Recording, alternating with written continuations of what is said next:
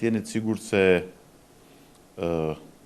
produkti konkret i gjithë këtij procesi, i cili tani është presidenti i ri i Republikës, zoti Bujar Nishani, pavarësisht nga përkatësia në të kaluar në Partisë Demokratike, absolutisht që është një figurë tepër konstruktive, tepër bashkëpunuese, tepër institucionale, është një figurë që sjell qetësi dhe bashkëpunim.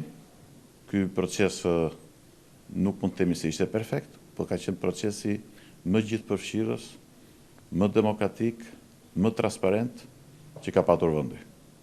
Ky dialog që vendos me rastin e procesit për zgjedhjen e presidentit të ri, duhet të vazhdojë, duhet të intensifikohet për të përmbyllur 3 çështje kyçe: reformën parlamentare, reformën zgjedhore dhe njëkohësisht çështjen e imunitetit.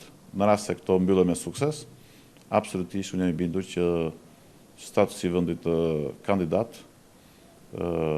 është një mundësi tërësisht e arritshme.